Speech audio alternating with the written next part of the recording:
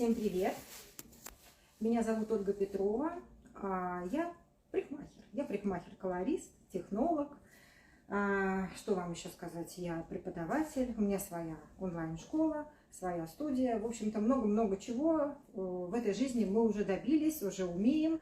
И сейчас с вами будем проводить прямой эфир по окрашиванию седины. Ну, я надеюсь, меня многие знают, так как многие подписчики с YouTube-канала ко мне перешли сюда. И решила с вами, опять же, встретиться, потому что давно не встречались.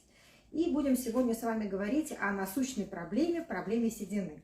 Седина у нас бывает разная, вы же сами знаете. Ее бывает мало, бывает много, бывает у нас стекловидная, то есть жесткая, да, ну, трудно, скажем так, окрашиваемая. Ну, а бывает такая вот чуть-чуть легко начинается, которую мы практически не обращаем внимания. Ну, в данном случае у нас с вами сегодня будет наша модель, которая дома самостоятельно и красится, и стрижется. Она у нас талант, она у нас все умеет. Вот, и даже если... Да, привет, ее зовут Ольга. Скажем так, она даже у нас немного практикует, она сама стрижет. То есть очень интересная у нас с вами модель, поэтому мы ее позвали, разберем с вами случай. Но так как у нас еще есть несколько минут до того, как начнется прямой эфир, и мы с вами немножко, наверное, подождем, да, минут, наверное, так, сколько там, 3-5, и начнем, пока все соберутся, потому что пока все там раскачаются. Я, как видите, уже готова, я уже при параде. Свою модель я уже одела и готова начать. Вы мне можете сейчас какие-то вопросы пока позадавать, кто здесь уже со мной. Напишите, может быть, на что-то я отвечу, пока мы вот ожидаем всех участников нашего марафона, нашей встречи. Угу. Ну, пока вопросиков вроде бы я не вижу. Угу. Ну, присоединяется народ. Сейчас вот 11 человек. Мне помогает, ассистирует моя ученица. Зовут ее Леночка. Так что голос за кадром — это она. Всех приветствую. Вот. Так что немножечко мы ждем. Ну что вам, давайте, может быть, коротко как бы поговорим о седине. И что вам сказать? Как мы определяем седину? Давайте я вам сейчас покажу, пока мы с вами не начали. На вид можно определить по-любому, да, седину. Вот как только вы видите, вот здесь много седины. И какой процент тут у вас будет? 50, 60, да? Вообще не важно, потому что седина есть седина. Вы видите, ее много. Если вот здесь посмотрим по нашему пробору, то, видите, здесь седины немного, но это всего лишь небольшой очаг. Видите, я открываю, и здесь опять же становится много седины. Вот посмотрите, седина здесь и седина на теменной области. Вот макушечка и теменная зона, видите? Седины, да, седина разная, процент разный. Здесь вот, например, допустим, процентов у нас, ну, может быть, 45, даже не 50. А вот здесь вот уже процентов 60, как видите. Вот, но так как у нас с вами, видите, седина неравномерна, да? Да что ж такое, там все время у нас опять булькает. Отключила и все равно. Неравномерно рассеивается, то мы, естественно, выбираем с вами краску, да, составляем формулу и подбираем оксид именно под больший процент, да, чтобы мы не будем с вами делать одну краску на теменную зону, другую зону, например, допустим, другим красителем там красить. Нет, мы с вами вот в таком случае, когда седина у нас не одинаковая, подбираем рецепт краски именно под больший процент седины. Вы помните, у нас существует 3 формулы по поводу седины окрашивания. И вы можете, кстати, даже посмотреть височки. Как правило, на висках седины больше всего. Вот посмотрите, здесь уже где-то процентов 80. А вот здесь даже, видите, почти что 100, видите? Тут совсем, ну, 90%. Совсем уже не осталось своих волос. Вот здесь вот, видите, уже 80. А вот здесь, как видите, процентов 60 у нас. Но вот этот процент, я говорю, как бы не важен. Если вы видите, у вас есть очаги, то вы выбираете, естественно, формулу именно для большего процента седины. То есть вот для 80, для 90, для 100. У нас с вами существует, еще раз повторю, 3 формулы. Так, дальше. Когда мы с вами рассматриваем нашего клиента, который приходит, вы должны поговорить с ней, да? Узнать, где она красилась, как она красилась, чем она красилась. Почему? Потому что у нас бывает так, вот вы смотрите на полотно волос. Обратите внимание на полотно волос. Видите, у нас здесь есть рисунок. И вы его четко видите. Вот здесь вроде как правнее закрашено, вот здесь у нас закрашено, видите, не прокрашенная полоса, но и здесь свои корни. Вот в этом случае вы спрашиваете, чем красилась последний раз. Почему? Потому что, может быть, она взяла краску светлей, может быть, она не додержала, может быть, она, например, натурального цвета добавила меньше. Все может быть, да, может быть, это магазинная краска, а не профессиональная.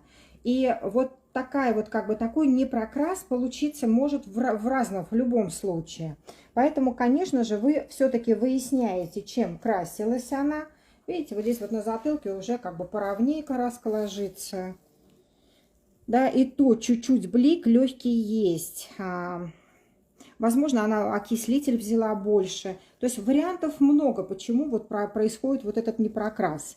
Но в то же время, возможно, это трудно поддающаяся седина.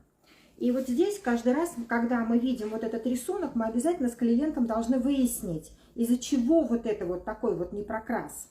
Потому что бывает засветление корней еще по какой причине.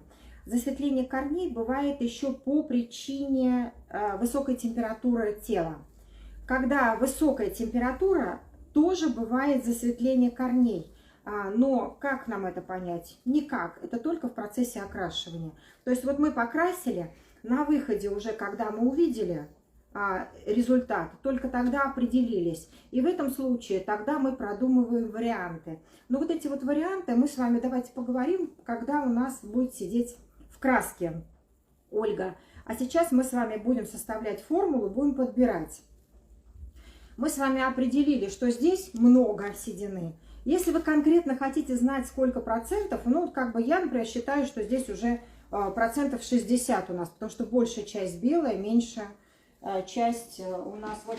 У многих есть вот такие вот селекторы седины, но я вот нашла, к сожалению, не на все да, уровня тона. Вот у меня такой какой-то маленький я нашла. В других брендах что-то не нашла, только вот в Делюксе. Это Эстель, по-моему, да, Делюкс? Но нашла в нем, но нам этого достаточно, потому что у нас есть 7 и 4, да. И мы с вами просто прикладываем и смотрим, какой же процент седины у нас. Ну и как видите, у нас здесь 60%. Извините, я очки одену, то я не вижу просто когда так. Так, видите, прикладываем. Ну, смотрите, четко совпало. Видите, у нас 60% седины. Вот наш рисунок здесь виден явно. Если вы хотите проверить себя вот здесь, какой же процент седины у нас на висках, вот видите, седины у нас на висках больше. Опять же, мы с вами прикладываем и смотрим наш селектор. Видите, здесь больше, видите, больше, чем 80%. Он светлей. Видите, вот прям реально светлее, видите? Получается, что здесь, как я вам и говорила, где-то процентов 90 седины. Вот, это вы как бы, если хотите, можете проверить себя.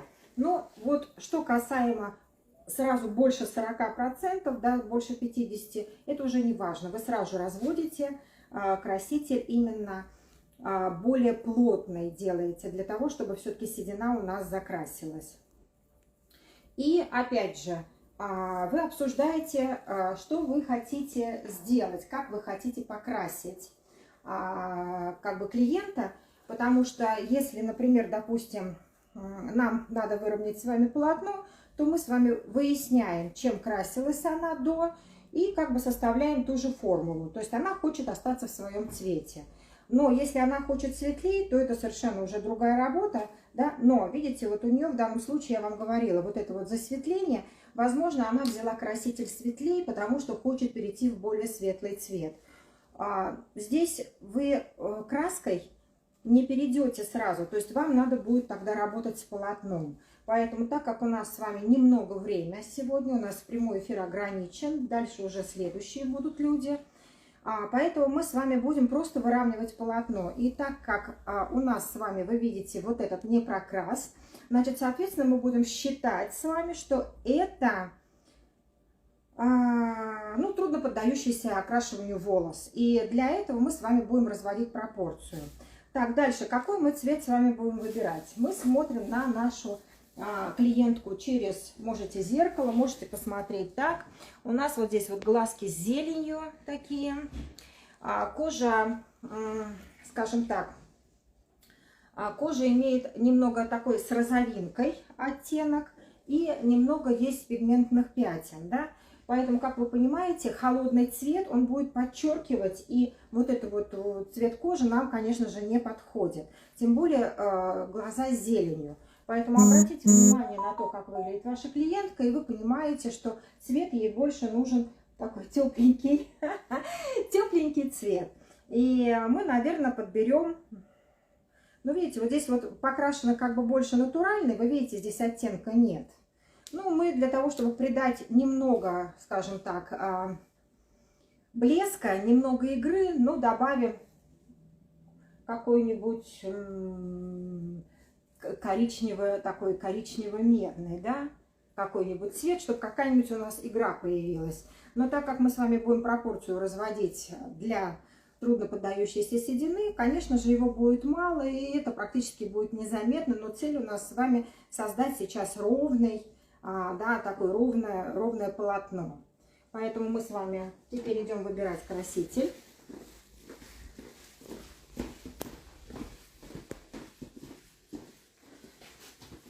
Да, мы с вами определились, то, что у нас цвет, я вам не сказала, но вы, наверное, все это уже посмотрели. Давайте, наверное, сначала покажу вам цвет, как я определила. Так, вот вы, как всегда, берете свои кисточки, либо определяете на глаз, да, и смотрим, какой у нас с вами здесь цвет. Ну, вот у нас здесь приблизительно семерка, но она, семерка, даже между семеркой и шестеркой, видите, вот я прикладываю. Но вы не забывайте, что здесь натуральные оттенки, а здесь имеет теплый цвет волос. Поэтому, видите, между семеркой и шестеркой у нас оттенок. И поэтому мы смотрим. Вот видите, здесь даже у корней ближе, видите, к семерке. Поэтому мы будем с вами не затемнять, потому что чем темней краску вы выберете, тем более ярко будет видна седина. Поэтому мы с вами будем на основе делать семерки.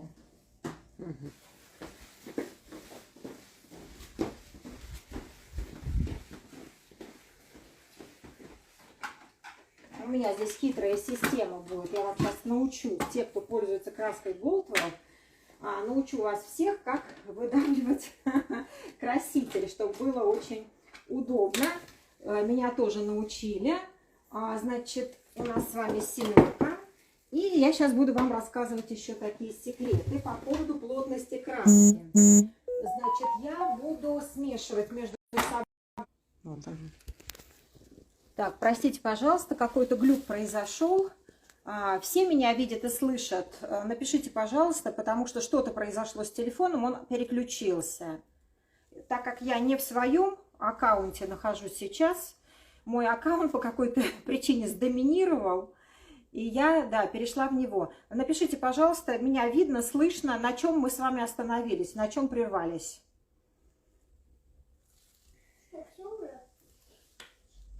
Видно, слышно все. Отлично, все, значит, поехали дальше. Мы с вами определились, что мы с вами будем красить на уровне семерки. Я крашу краситель основной, мой как бы краситель, на котором я работаю, это Goldwell. Но я использую много других красителей. Каких перечислять я вам не буду, просто я конкретно сейчас их взяла, еще буду добавлять Constant Delight. Прекрасно работают красители вместе между собой. И, значит, я вам хотела вас научить, как пользоваться Это такая наша фенечка, как пользоваться, выдавливать краситель без баночки. Вот смотрите, как это прикольно, как интересно, меня саму научили. Я тоже пользовалась всегда своими вот этими мисочками, но очень много краски остается вот здесь вот внизу. И просто жалко, прям краска на вес золота, она дорогая, как вы понимаете. Поэтому меня вот научили девчонки, как пользоваться. Значит так, волосы у нас густые. Отросло у нас на 2 сантиметра, поэтому краситель мы с вами где-то будем делать грамм 45. Вот так. Я вообще работаю очень экономично, поэтому вы уже дальше для себя решаете, сколько вы разводите. Кто-то, может быть, более экономно работает, а кто-то, кому-то, может быть, не хватит. Поэтому вы просто уже как бы для себя сами краситель свой рассчитываете. А значит, соответственно, так как у меня основа 7, и я буду добавлять цвет, я решила, какой тут я решила шоколадно-медный добавить, вот я уже тут все добавила. Значит, вы помните, 45, грубо, грамм краски у меня. Значит, видели, да, у нас с вами полоса, значит, соответственно, идет не прокрас, будем мы так считать. Значит, вы в себе, в голове сразу учитываете, чтобы не было ни прокраса, вам, это секрет, кстати, вы это запоминайте. Я добавляю в 7 10 грамм 6. Для чего? Для того, чтобы я на выходе получила 7. Вот, поэтому мы с вами берем 700 из Goldwell. Давайте я вам вот так покажу, будет, наверное, лучше видно. И выдавливаем. Смотрите, вот я взяла край от мисочки и начинаю выдавливать. Ух ты. Видите, как круто, да? Значит, смотрите, если нам 45 грамм краски, 10 грамм мы с вами берем 6, да? Значит, получается 35 грамм краски. Из них 10 грамм нам надо взять цвета. Помните, я вам говорила? Значит, соответственно, мне 25 грамм, логично, нужно добавить 7. Я ее добавила. 25 грамм. Добавляю цвет. Вот, всем показываю, что добавляю цвет. Все при вас развожу. 10 грамм цвета, то есть 35 у нас получается. Это всего лишь легкий блик. И смотрите, что я добавляю. Я добавляю, не туда стала краску.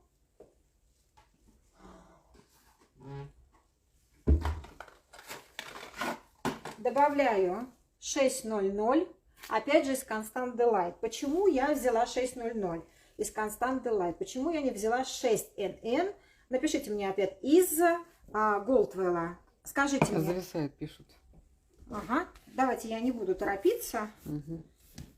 Почему я взяла Constant Delight 600? Почему я не взяла 6NN из Goldwell? Кто знает? Напишите мне, пожалуйста, ответ, а я вам, конечно же, скажу после того, как выдавлю. Спрашивают, почему смешиваете разные бренды? Потому что я люблю, скажем так, я вообще не работаю с одним красителем. Вы понимаете, в каждом красителе, в каждом бренде есть какие-то свои нюансы, есть какие-то свои оттенки, которых нет в другом. И в каждом бренде какой-то краситель как-то по-своему работает. Так вот, я для себя выбираю, что мне больше нравится в работе, что мне удобней. Ну, вы мне ответ-то написали или нет? Пока нет. Пока не написали, да? Я пока выдавлю 10 грамм 600. Я так понимаю, мне нельзя отвечать пока, да? Тебе нельзя отвечать. Хорошо. Ну, в конце ответишь, я потом скажу, правильно или нет.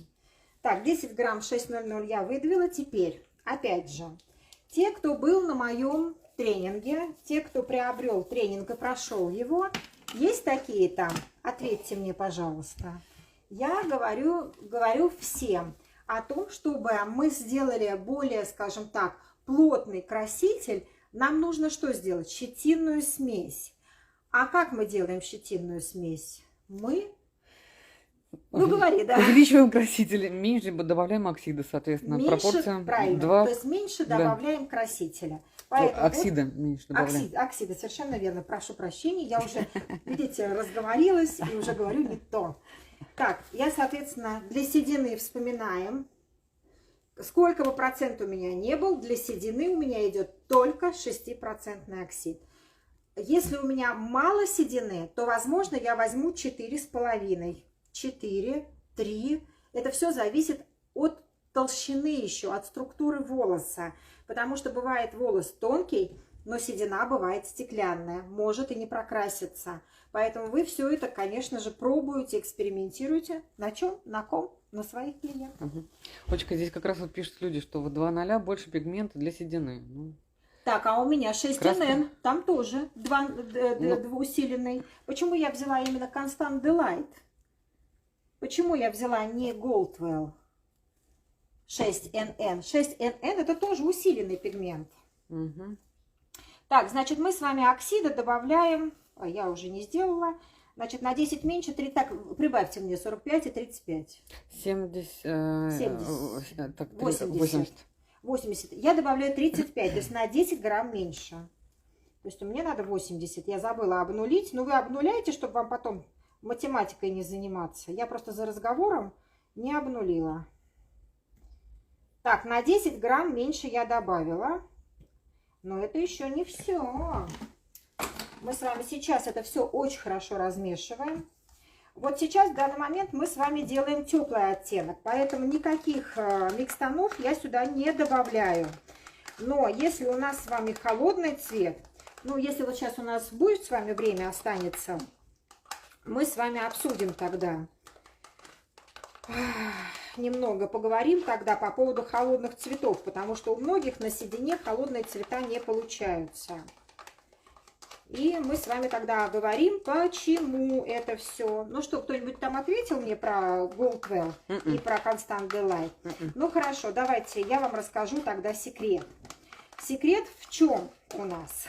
А самое главное. Goldwell как разводится? Разводится 1 к 1. Как разводится Constant Delight? Он разводится 1 к 1,5. Значит, Goldwell имеет плотность краски меньше, Constant Delight имеет плотность краски больше.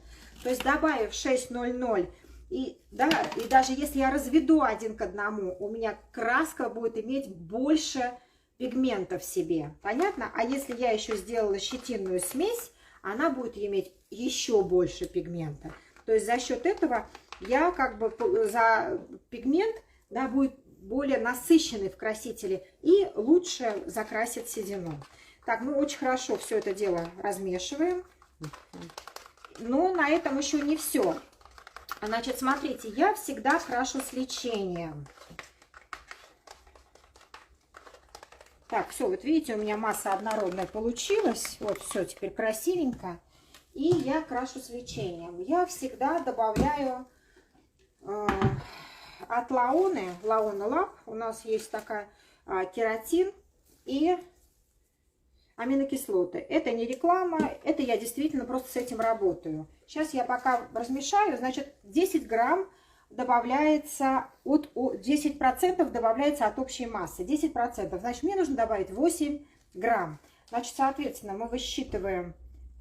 То есть мы 8. Считаем и от красителя и оксид, там, соответственно, общее. Да, общее количество. 80 у нас получилось. 80. Значит, 8 нам надо добавить. 7% одного и 3% другого. Ну и, в общем, получается 6,2, да? То есть это грубо так округляем.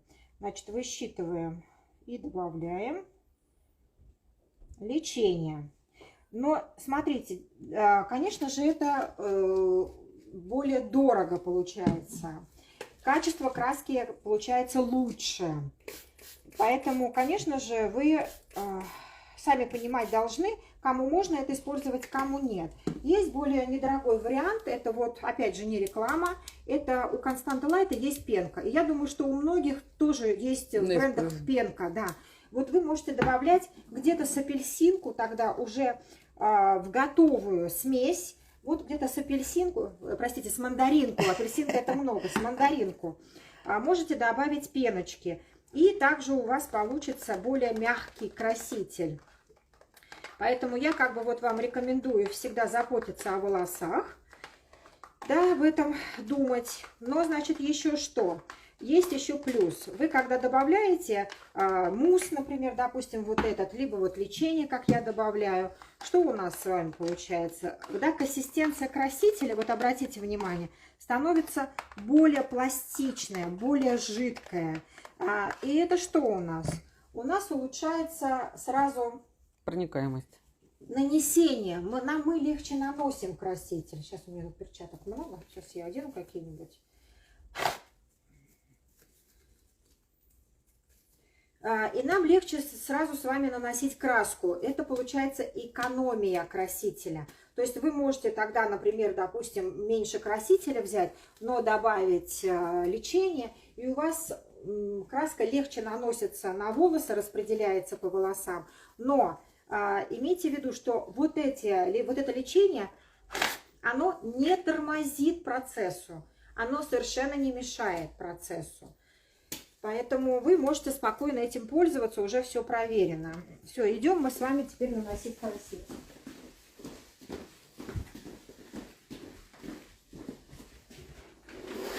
Так как у нас седина по всем волосам, вы помните, я наношу всегда с теменной зоны.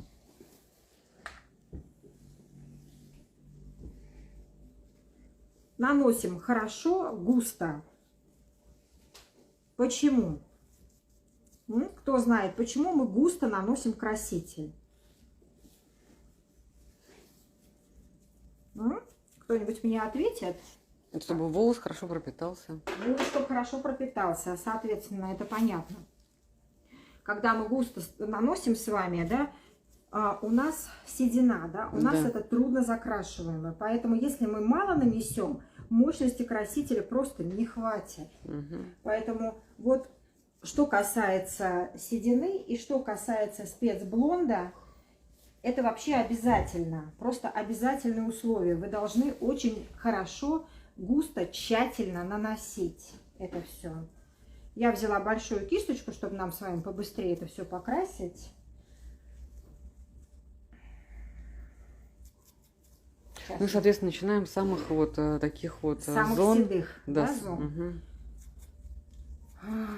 Да, мы начинаем с вами, естественно, с седины. Ну, в данном случае я вам показала, у меня седина здесь везде. Вот, но, если честно, я начинаю всегда сверху. Всегда. Неважно, какой я краситель использую, седина есть или нет седины, я всегда начинаю сверху. Просто если, например, допустим, спецблонд, вот, который завтра придет, девушка, я тоже буду начинать сверху, потому что я должна видеть, что я оставляю. То есть у нас с вами там будет сложное нанесение, я тоже буду показывать вам, почему. Вот, и мы с вами будем все равно начинать сверху. Вот сейчас, в данный момент, вы помните, у нас есть зона непрокраса. Я пока на эту зону не захожу. Я сейчас просто крашу корни. На зону непрокраса мы с вами немножко позже залезем.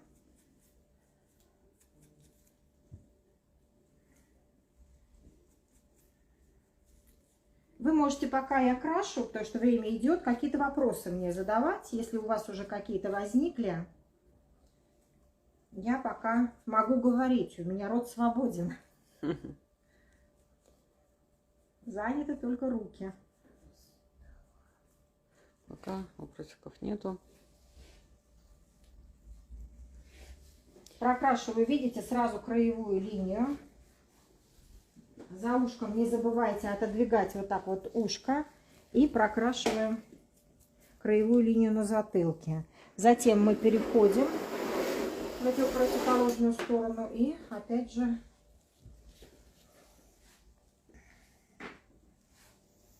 видите, сначала крестообразно, а потом уже переходим сначала на зону у лица, а потом к затылку. Так, только единственное... Вопросик. Да. На седине используется спецблонд? Еще раз, на седине спецблонд используется, но с умом. Смотря какой процент седины, естественно, мы не используем на 100% седине. Там, ну, даже не 100, скажем так, на 80% мы уже не используем. Мы спокойно блонд можем получить просто десяткой, покрасив. У меня, кстати, на ютубе там несколько уже есть видео, когда я показываю, что десяткой получается очень красивый оттенок на седине. И не надо для этого использовать спецблонд. Да, конечно, используем, обязательно. Я буду об этом более подробно завтра говорить. Так что завтра придете? Все расскажем и покажем. Всё. Так что приходите. Мы, конечно, постараемся эфир сохранить, но, вы знаете, у меня были такие варианты, были глюки, и эфир не сохранялся. Поэтому я надеюсь, что ничего сейчас не случится. Но сейчас, вы сами знаете, в связи с этими VPN-ами все так сложно, все отключается, все не включается. Происходит само по себе какая-то жизнь, независимо от нас. Так, и, значит, когда мы с вами красим, у нас есть еще такой вот момент, да, все время люди, мы, вернее, мастера, боимся и не прокрашиваем вот краевую линию у лица. Многие клиенты носят волосы, убирают за уши, то есть открывают лицо. Мы с вами лучше помоем кожу, но нам надо прокрасить обязательно вот эту вот краевую линию у лица. Поэтому вы не стесняйтесь, как я говорю, крашу по брови прям даже. Вот, потому что потом девчонки очень мучаются, быстрее всего те, кто носит за уши, интересно, естественно, у них влезает именно седина, которая на висках вот здесь идет. Чуть-чуть голову капельку, Ольчик, не сильно. Угу. И проборы, значит, какие проборы я при окрашивании делаю? Где-то, наверное, 3 миллиметра. То есть шаг у меня 3 миллиметра идет. Вот, не больше. Я не знаю, как там вы видите. Получается у меня там 3. Но поверьте, что 3 миллиметра больше не надо. То есть нам надо с вами все хорошо прокрасить. Вы можете делать побольше пробора, если у вас идет тонирование. А здесь у нас нужно тщательное нанесение. И я прокрашиваю все-таки лево-право, лево-право, лево-право. Да, или там право-лево, неважно. У меня нет такого, что я сначала сделала один блок, а потом прокрасила другой блок. Нет, я так не люблю. У меня все идет равномерно. Как красите вы, девчонки? Расскажите мне.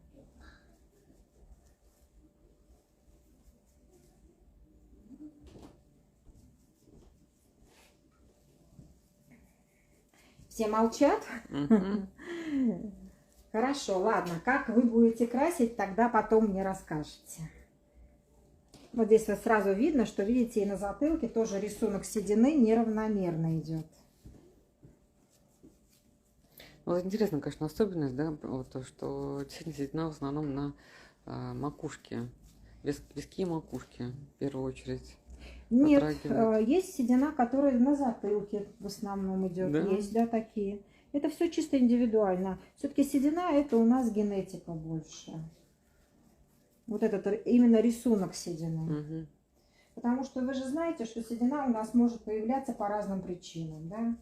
По каким причинам седина у нас появляется? Первое – это генетика. Второе – это стресс, правильно? Угу. Третье – это что? Это нехватка витаминов, да, неправильное питание, диета, да, или еще что-то. Мы все неправильно питаемся, особенно парикмахеры.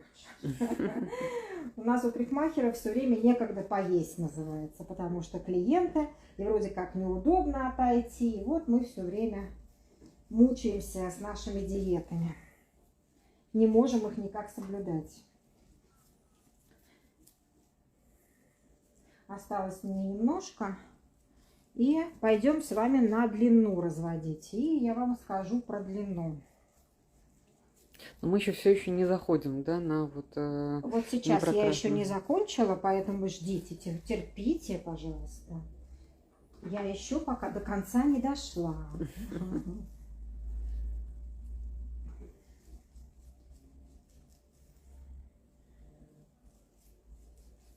Аккуратненько все прокрашиваете. Краску, естественно, рассчитывайте, да, потому что если вы, как я уже сказала, не очень экономно наносите, ну, разводите, значит, больше. Ну, тогда, если там вы разведете 60 грамм себе, то цвета вы, естественно, должны добавить грамм 15.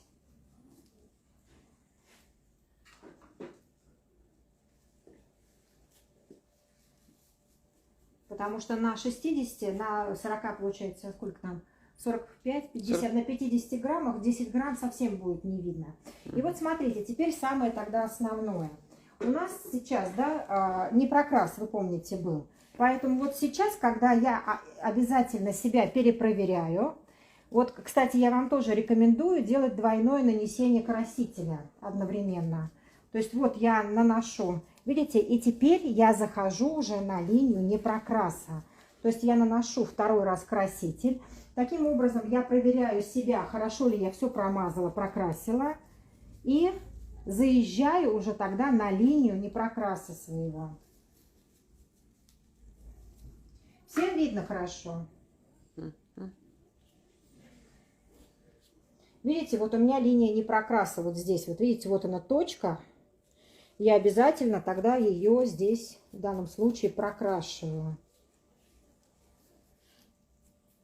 Да, наносим краситель чуть-чуть ниже, получается, по прядям. Вы можете не каждую прядь, можете по 2 пряди уже, потому что здесь уже идет как проверка у нас. Вот так вот наносим с вами аккуратненько.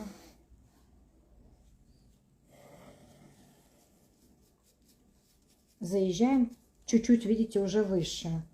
Потому что был не прокрас, мы не знаем почему. Поэтому для того, чтобы его закрасить, вот здесь вот видите то же самое. Вот она, линия у нас. Мы заезжаем.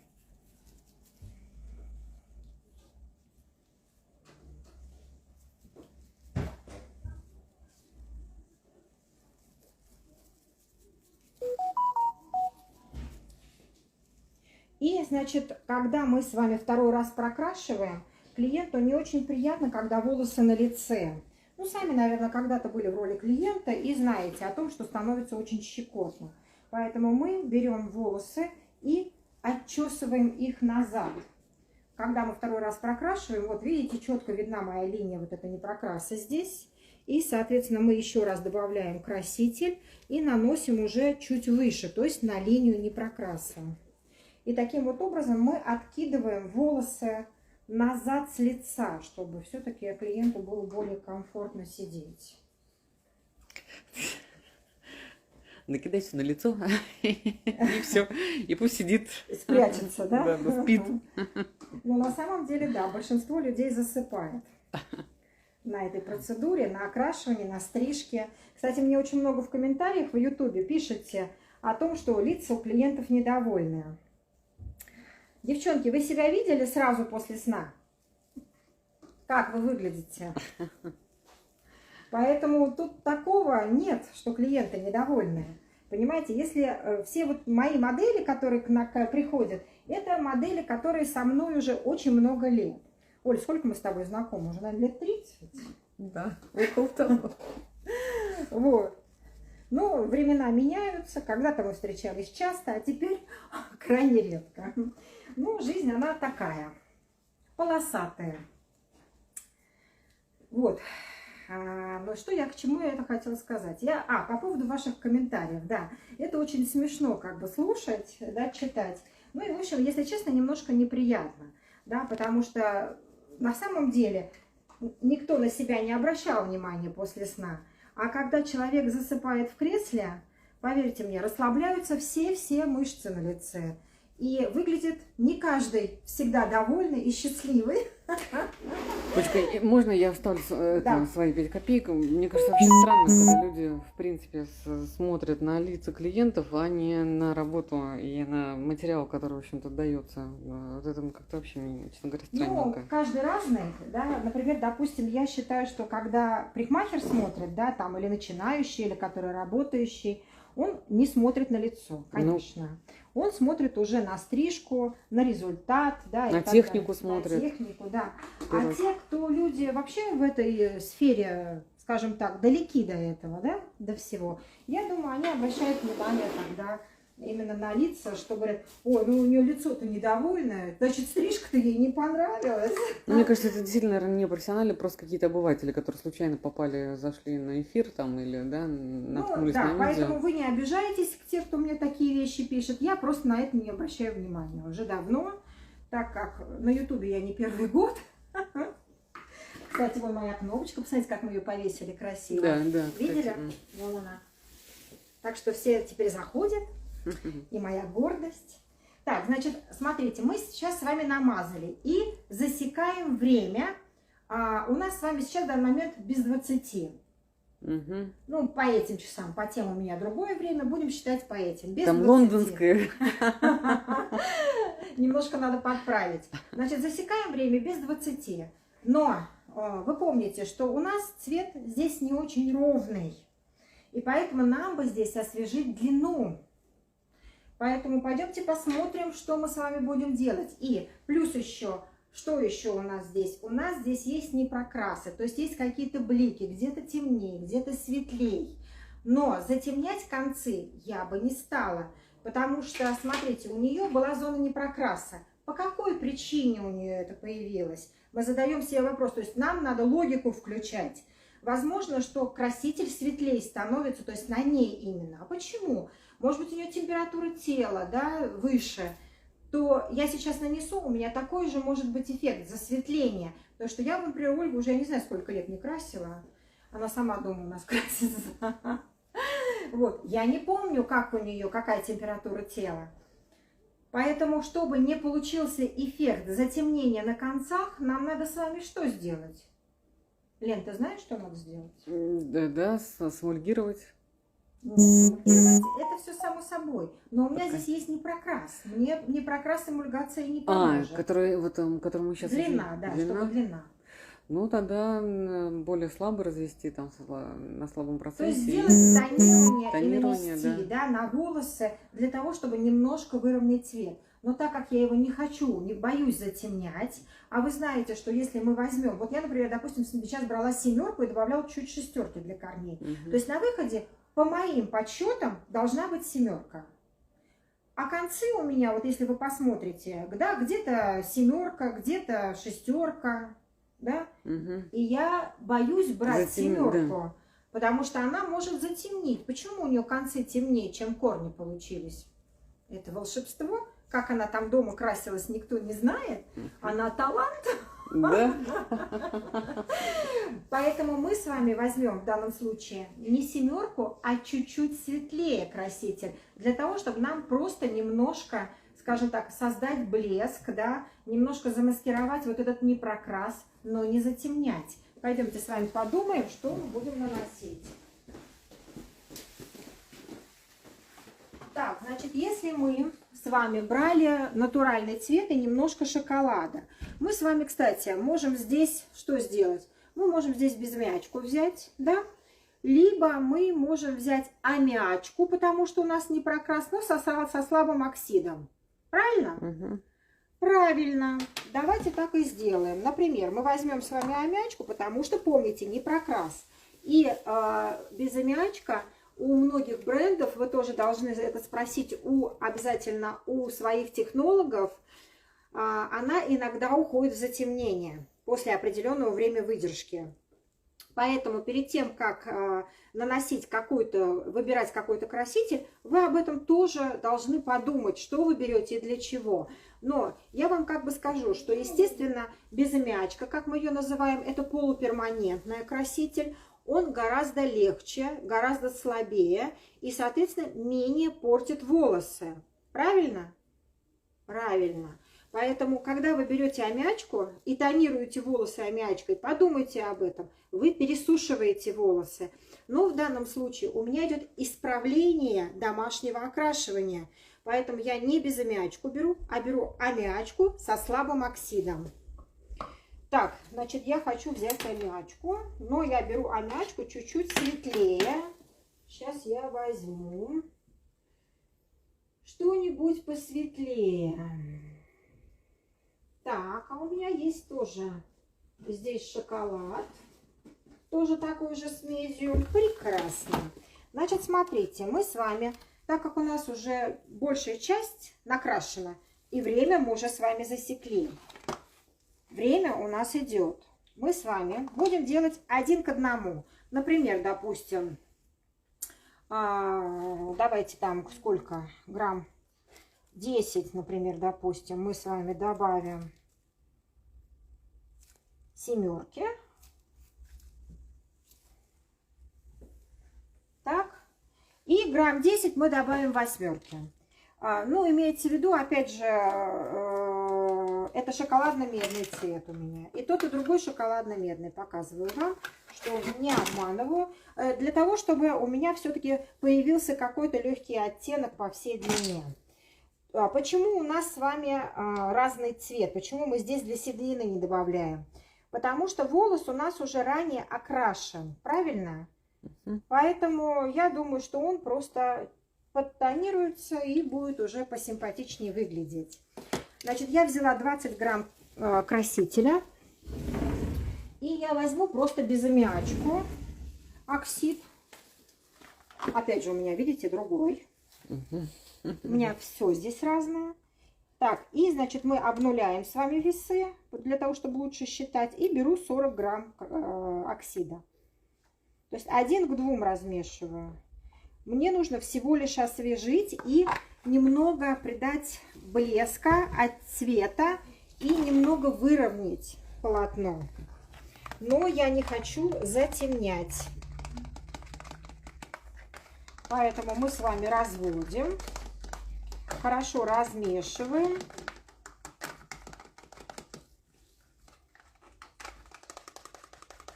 Вы помните, что у нас для тонирования достаточно будет и 20 минут.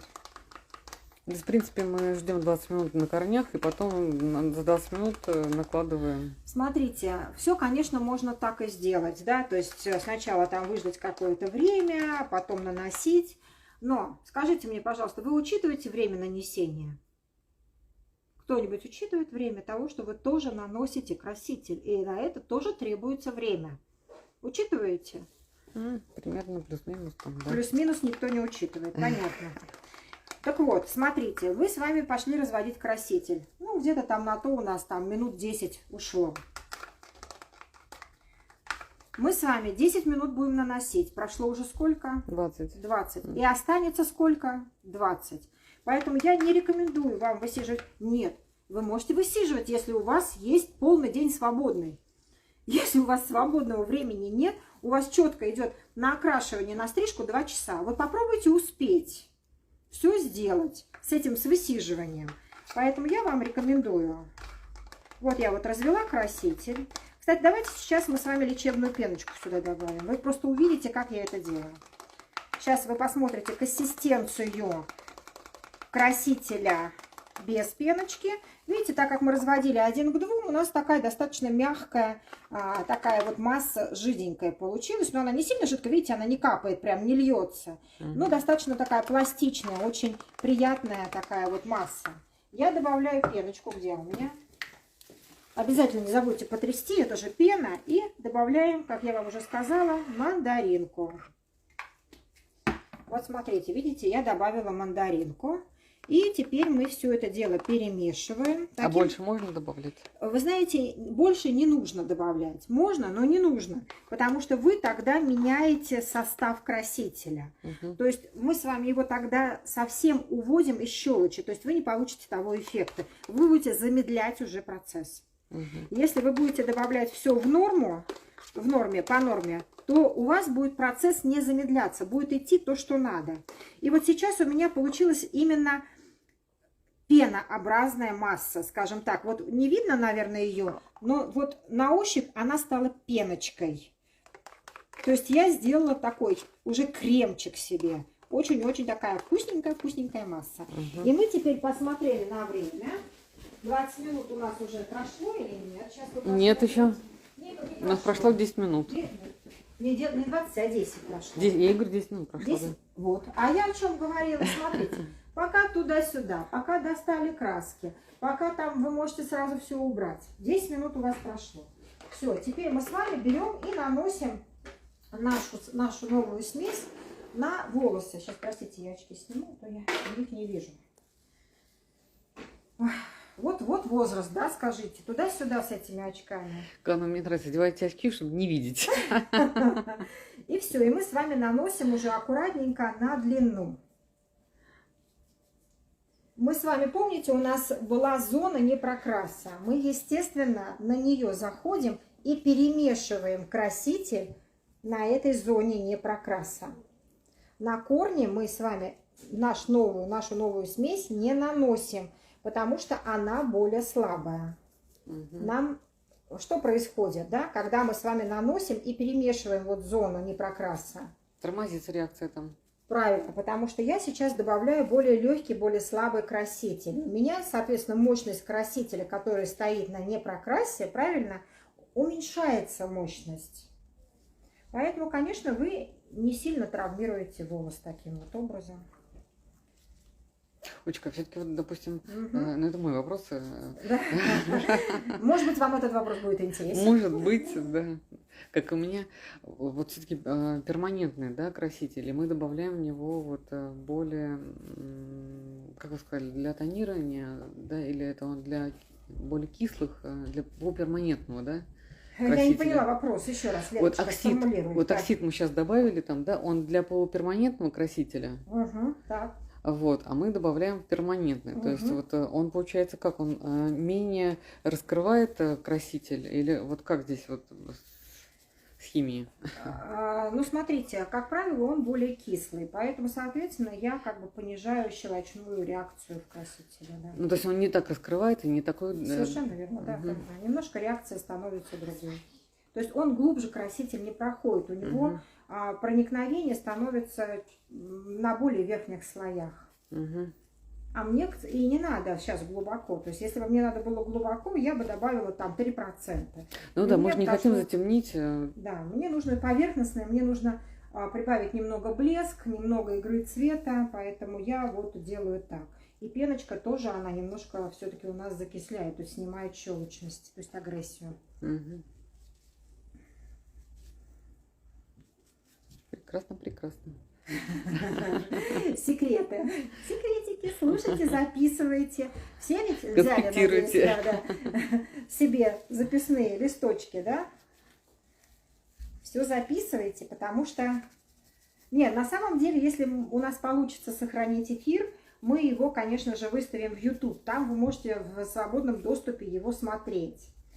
Кто еще не знает, что у меня есть в YouTube страничка, если вы хотите, можете мне написать, или я там попрошу, чтобы под видео, под этим, ссылки на YouTube тоже вам оставили. Организаторам марафона.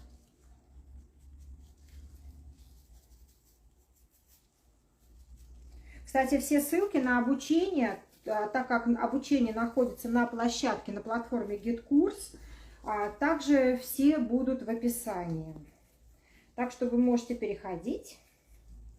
У меня, конечно же, в моем аккаунте Instagram тоже все это должно быть. Так что вы переходите, и там много чего интересного есть. Особенно по колористике. У нас только-только недавно проходил вот большой тренинг. Мы все разжевывали. Там где-то 30 академических часов, да? Нет, прошу прощения, астрономических. То есть там очень много информации. На каждую тему есть ответы.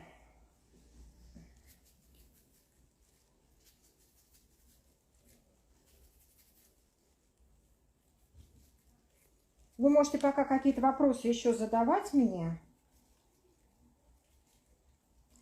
Есть вообще кто-нибудь? Я просто спрашивала. Есть, народ есть, но просто пока, видимо, не проснулись, тоже спят Нет, еще. я имела в виду про то, что есть кто-нибудь, кто уже этот тренинг прошел просто. Я задала вопрос, никто мне пока не ответил. Тренинг по колористике, который я говорю. Кто-нибудь прошел, поставьте плюсики, пожалуйста. Я на самом деле в прямые эфиры выхожу не так часто, так как я работающий все-таки преподаватель, да, тренер. И у меня, конечно, на прямые эфиры не так много времени. Поэтому уж вы на меня за это не обижайтесь. Но если вас какая-то тема еще интересует, вы можете прямо здесь сейчас мне написать, и я продумаю, когда можно было бы вам эту тему, опять же, в прямом эфире рассказать. Вот пока мы с вами общаемся конкретно напрямую, прям пишите мне, пожалуйста, что вас еще интересует. Видите, я все время прядь прокрашиваю, не захожу на наши корни, и просто я перемешиваю краситель на уровне непрокраса, который вы видели. Олечка, вообще удивительно, что вы все успеваете так и то, и все, и работать, и... Это все за счет семьи, конечно же, вы понимаете. Так как дети у меня уже все взрослые, внуков нам привозят нечасто, пользуюсь пока этим. Но на самом деле, конечно, времени не хватает ни на что. Муж у меня уже, можно сказать, смирился с этим. Ничего он сделать не может со мной. Люблю я свою работу. А самое главное, мне очень хочется, чтобы вы тоже умели все делать. И как бы готовлю себе замену, называется, подрастающее поколение. Потому что на самом деле наш век недолгий у парикмахеров, и все вы это знаете. Поэтому в один прекрасный момент может так случиться, что работать больше не смогу, а хочется, чтобы наши любимые клиенты все-таки были переданы в хорошие руки.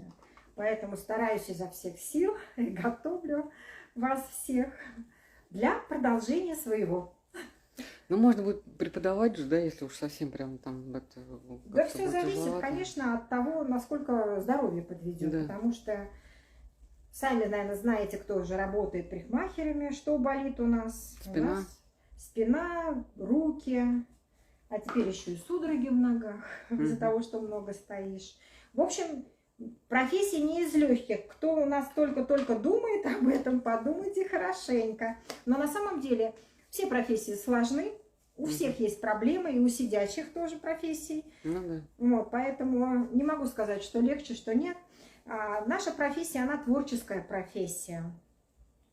И я свою профессию люблю, потому что я получаю от этого удовольствие. И я как бы вам рекомендую, девчонки, быть не только колористами, но и все-таки делать стрижки. Почему? Лен, почему я рекомендую то и другое? Почему? Ну, потому что все-таки окрашивание это можно, не знаю, там на 2-3 месяца растянуть, там, да, прийти на следующее окрашивание. А стрижки все-таки это...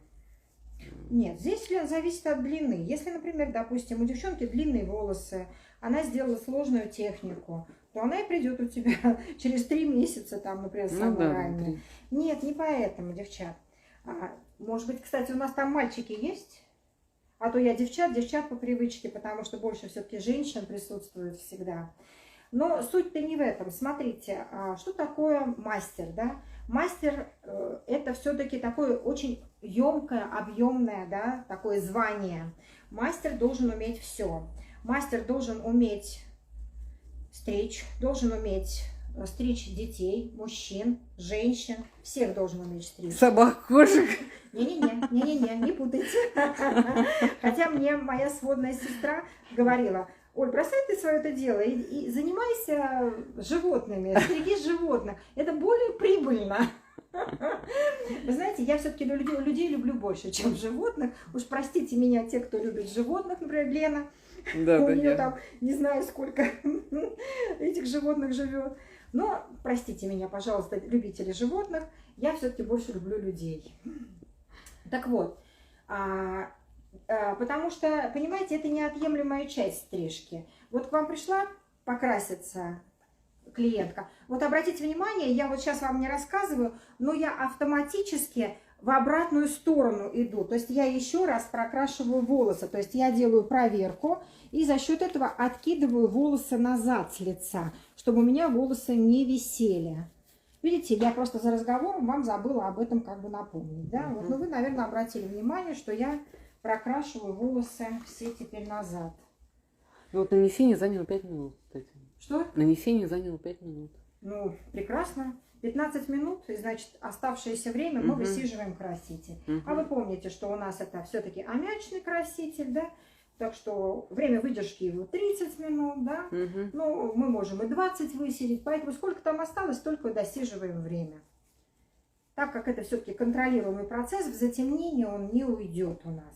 Так вот, по поводу дальше время мы с вами засекли, да? Было без 20, соответственно, в 20 минут мы пойдем смывать. А сейчас мы просто уже высиживаем то, что осталось у нас от времени, когда мы засекли на корнях. Так, значит, по поводу стрижек, да? Почему мы все-таки должны делать стрижки? Стрижки мы должны делать еще обязательно почему? Потому что, например, клиент приходит иногда с семьей, да? Он приводит к тебе семью. Да, и он хочет обслуживаться только у одного мастера, он не хочет обслуживаться, отвезти туда мужа, отвезти сюда там сына или дочку. Она хочет прийти семейно к любимому своему мастеру. Поэтому как вы можете это отказать? Никак. Вы должны научиться стричь и женщин, и детей, и мужчин. Это разные стрижки. Что касается детских стрижек, там как бы специфика только в одном. С детьми надо ладить научиться. Если вы не любите детей, вам очень будет сложно. Если вы любите детей, то все, вообще никаких проблем, потому что у детские стрижки это то же самое, как и взрослые стрижки. Ну, как правило, у девочек попроще, у них там все-таки волосики в основном длинненькие, либо каре идет, а у мужчин, то есть у детей, у мальчиков, ну, ведь мы же не всех под машинку бреем, тоже делаем какие-то формы, такие же формы, как и делаем мужские стрижки. Здесь главное научиться ладить с детишками. Вот. И опять же, к вам пришла ваша клиентка, красит, она вам нравится, вернее, не вам, а ей нравится, как вы красите. Но она пошла к другому мастеру стричься.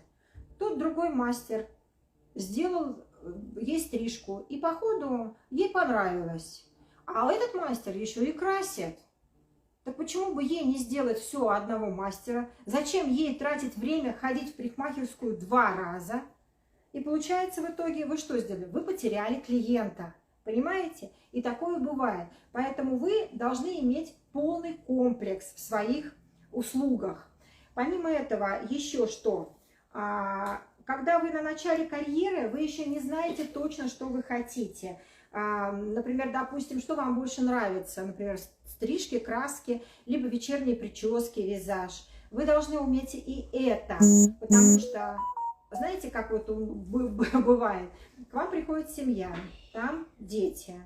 Дети, выпускной в детском саду, да? Выпускной в школе. Дальше замуж. И кто это будет делать? Это делаете только вы, любимый ваш, да, семейный парикмахер. Опять же, вам не надо терять ничего, то есть вы не можете потерять и вот эту статью дохода. Вы должны уметь все. Это как бы мой совет, а вы, конечно же, уже для себя определяете.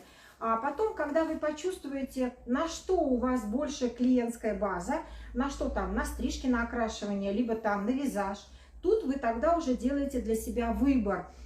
Вы будете визажистом, да, то есть по вечерним прическам, либо вы будете стричь, потому что и красить, потому что вы понимаете, вы не можете совместить все это. Вы можете это все совместить только на начальных стадиях. Дальше все, потому что у вас не будет возможности, не будет времени это совмещать, потому что вечерняя прическа – это выезд, это вы тратите на это, скажем так, практически полдня. А вам некуда поставить тогда клиентов. То есть вы здесь должны для себя уже выбрать, сделать выбор. Я сделала выбор уже давно. Ну, конечно, если кому-то из моих любимых клиентов потребуется вечерняя прическа, конечно же, я ее сделаю. Но красить я не буду, то есть делать мейкап. Почему? Потому что я плохо вижу. Вот, поэтому там должна рука быть поставлена, понимаете, там должен быть уже, скажем так, опыт. У меня опыт уже вдалеке. Это я уже давно от этого отошла. Давайте мы сейчас с вами вернемся и поговорим про седину. Как я говорила, мы с вами порешаем задачки. Да, чуть-чуть. Я вам здесь уже приготовила досочку, и мы сейчас с вами здесь немножко порешаем. Значит, у вас есть какие-то вопросы к колористическим задачам, которые мы сейчас с вами разберем? Давайте вы мне напишите, какую тему вы хотели бы... Нет, тема седины это понятно. Какую мы задачу с вами сейчас конкретно разберем? вы мне напишите, потому что мы сейчас прям резко с вами ее сделаем. У нас осталось 20 минут.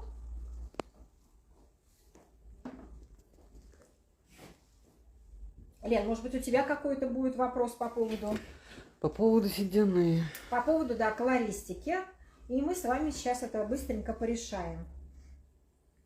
Ну вот у меня тоже был тут не очень приятный опыт использования вот Голду, да, то есть Ты говори чуть погромче, чтобы слышали. Я взяла 7 НН, так. нет, 8 НН, вот там понятно, что меньше так пигмента, он так послабее, да, и на 3% я смешала 3,6%, и седина не взялась. То есть все равно остался такой вот, ну, видно ее. А чем она красилась до этого? Голдвелл. Ну, и 8. Да, 8 НН. Хорошо, там, сколько процентов у нее седины? Процент, ну, наверное, 40, где-то 30-40. Ну, 30-40, то есть это практически 50. Ну, да. 50% может закраситься на слабом проценте окислителя с маленьким объемом. Там, посмотри, вопросы девчонки мне, мальчишки не прислали? Никакие? Нет? Давайте с вами снова разберем. Мы с вами, когда на моем тренинге, на гид-курсе по колористике, когда у нас с вами был прямой эфир, мы с вами разбирали количество пигмента, да? Вот в тюбиках. Вот давайте с вами посмотрим. Значит, вот у нас с вами тюбики, да? Так, это 10 у нас с вами. 10, 9, 8, 7, 6, 5, 4, 3 и 1, да? Вот наши тюбики с вами. И мы с вами знаем, что у нас с вами вот здесь пигмента в единице вот столько. В трешке у нас пигмента вот столько. Да, в четверке у нас пигмента вот столько. В пятерке. Правильно, в шестерке. Прошу прощения, болтается у меня все. Где у меня там конец? В шестерке. В семерке. Да, в восьмерке. Да, в девятке. И в десятке. Скажите, пожалуйста, вот глядя на это, то, что у нас пигмент, вот это вот содержание, наполнение пигментами, да, в краске. Скажите, пожалуйста, на восьмерке мы легко закрасим? Ну, понятно, что, конечно... Понятно, пигмента да, содержится меньше.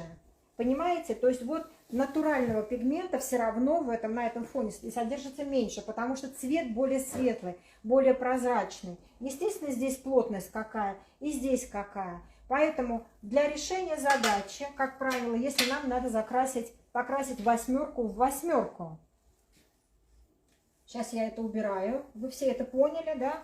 По поводу плотности пигмента. Значит, соответственно, нам покрасить восьмерку в восьмерку. Пишем. У нее натуральная база какая? Ну, у нее восьмерка, да, там натуральная восьмерка. Значит, пишем. Натуральная база у нее 8. Причем, правильно же я понимаю, что вот НН это действительно как 2 0. Да, это 0,0. Это, да, это угу. усиленный пигмент.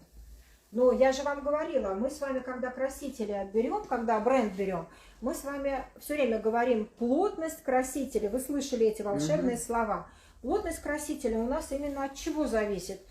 Как мы можем это определить? Вот говорят, там один краситель плотный, другой не плотный. Как мы на глаз-то это не поймем? Правильно? Это только вот просто для себя уясните. Как разводится краситель? 1 к 1 либо 1 к 2? Все. Ой, простите, 1 к 1,5. Правильно? А значит, соответственно, если разводится 1 к 1,5, значит плотность в этом красителе больше, чем 1 к 1, который разводится. Ничего сложного в этом нет. Просто это, знаете, все это, скажем так, такие мифы вокруг этого летают. Это все просто обычная работа. Да? Чем больше окислителя нам надо добавить, значит, соответственно, нам надо разбавить краску больше. Поэтому натуральная база восьмерка. Седина, говоришь, где-то у нее... Ну, 30-40%. 40%. Так? 40%. Желание... Холодненькая восьмерка, там, допустим, что-нибудь... 8,1, да, получается? Да. Так, 8,1. В каком мы с вами бренде будем говорить? Да. Ну, давайте... В чем? Я не знаю, но опять же, наверное, в Эстеле, как всегда, да? То, что сейчас это больше все работают на нем. Да. Так, в Эстеле. Значит, у нас единица в Эстеле, это как раз пепел, это да, пепел, получается? Да. Пепел. Ну, давайте с вами, значит, разберем вот эту задачу. Все согласны с этой задачей? Будем ее разбирать? Все желают? Почему же у нас все-таки с вами не получилось? Значит, первое, что нам с вами надо уяснить. Первое, что мы смотрим, это обязательно натуральная база. Да? Почему? Потому что натуральная база содержит в себе пигменты.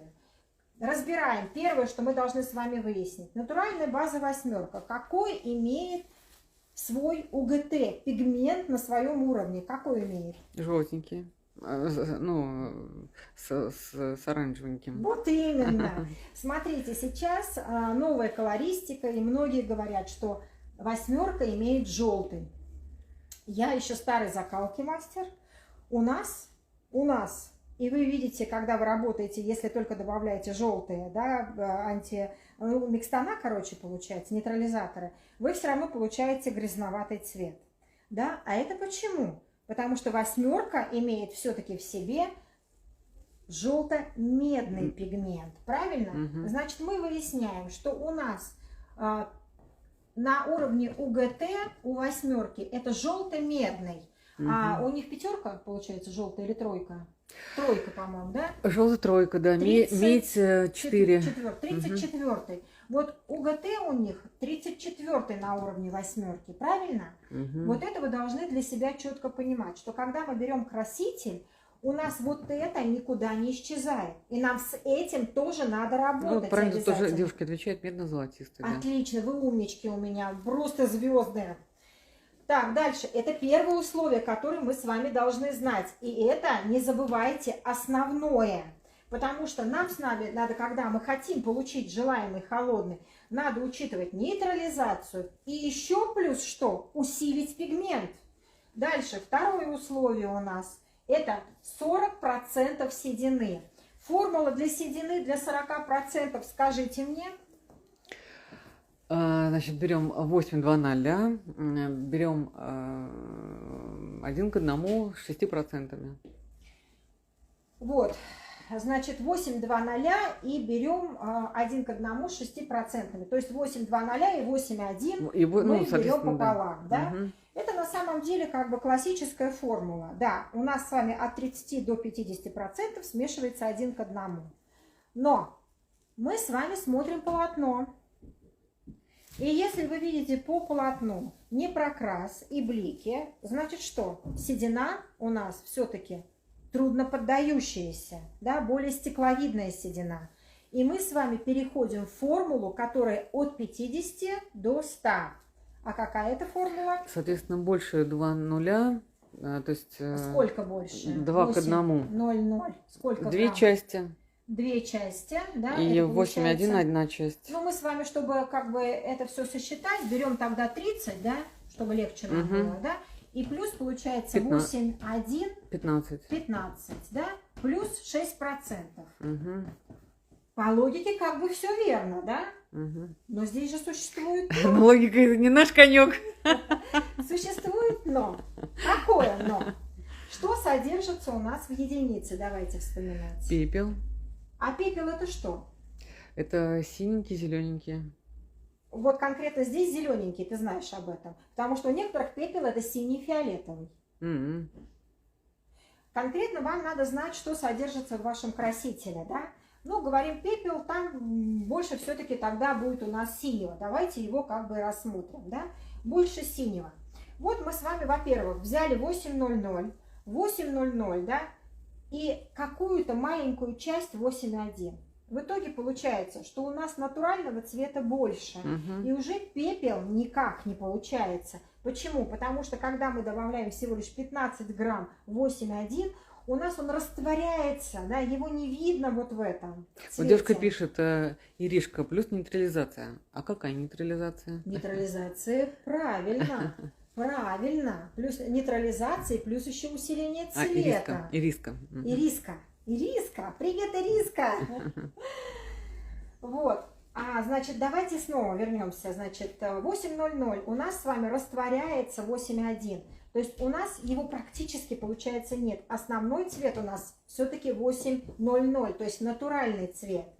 Дальше мы с вами решили, что 8,1 это синий. Да? Давайте синий. Синий у нас нейтрализует что? Оранжевый. Желтый, Оранжевый. медный, в То смысле. есть он у нас с вами нейтрализует вот нашу вот эту цифру, 4. Правильно? Да.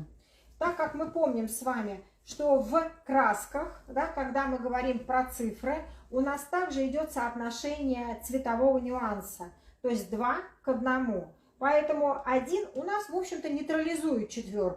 И у нас на выходе что получится? Ну, просто 2 0. Ну, то есть без Нет, холодного. у нас останется золото. Ну, золото, да. Понимаете? Вы, если возьмете вот эту формулу, то у вас на выходе получится, скажем так, 8, 3. Вот пишет Нина, фиолетовый плюс синий по правилу 11. Фиолетовый плюс синий по правилу 11. Сейчас мы с вами посчитаем, посмотрим, что получится. Так, вы себе вот это вот запишите, потому что я сейчас это сотру, мне надо писать дальше. Значит, вот смотрите, на выходе мы получили с вами 8,3. Видите, если я добавила вот эту пропорцию. Доску не отсвечивать, всем хорошо видно. Да, давайте посмотрим. Хорошо, нормально? И все, и получается, что вы вроде как взяли холодный, но на выходе получили золотой. Ну, вообще, просто как это странно. Потому что вы должны учитывать, что у нас есть фон осветления в нашем УГТ. Он никуда не делся. И это первое, на чем вы всегда проваливаетесь. Вы забываете, что у наших волос есть фон осветления. Он никуда не девается, даже если вы не обесцвечиваете волосы. Он просто в природе заложен. Вы должны это четко для себя понимать.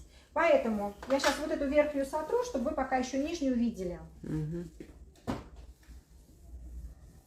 Так, значит, соответственно, раз у нас здесь 8,3, значит, нам надо думать, какие же нам красители надо взять. Вопрос вот от девушки, Да. можно, Анечка? Значит, желтый может пойти на предпигментацию седины? Может, а зачем? Ну, то есть то, что у нас остается, вот девушка, я так Не, понимаю, ну что вот- имеет трешечка, да, вот восьмерки. Ну, тогда вам да. придется второй раз красить. Нам же надо с одного раза закрасить все. Мы с вами взяли вот эту пропорцию, получили на выходе золотой цвет. А нам же надо не 2 раза покрасить клиента. Вы поймите, что не все могут позволить себе окрашивание 2-3 раза, пока у вас вдруг случайно не получится. Вы должны сразу же изначально создавать формулу, ту, которая будет правильной. Поэтому вы должны учитывать все по пунктам, раскладывать себе в голове. Первое, определяете фон осветления натуральной базы. Дальше мы с вами определяем процент седины. И третье у нас составление уже пропорции. Поэтому мы с вами должны думать, значит, нам вот этот синий просто чисто не подходит. Правильно? Потому что нам надо взять изначально другие, да, красители. Поэтому скажите, пожалуйста, чтобы заглушить, чтобы нейтрализовать вот этот 34-й, какие нам нужно красители взять?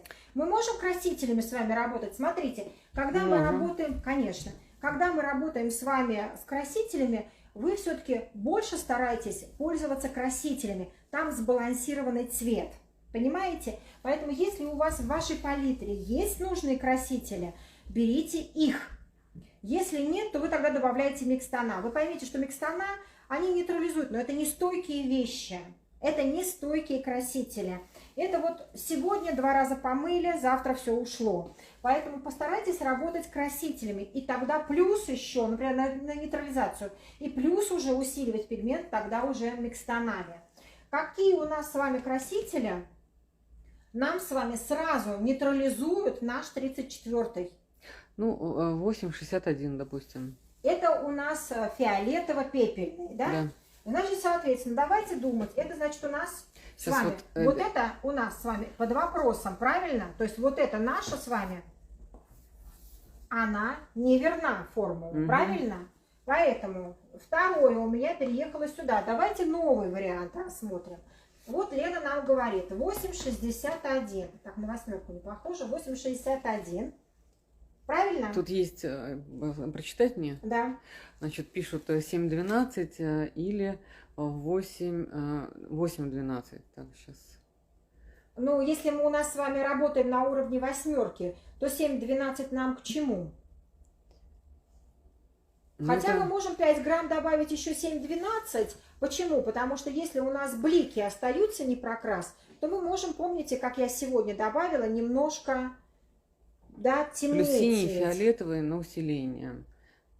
Так, Леночка, еще раз сформулирую, я не Так, поняла. 7-12, тут девушка пишет, и 8-12 плюс синий и фиолетовый на усиление.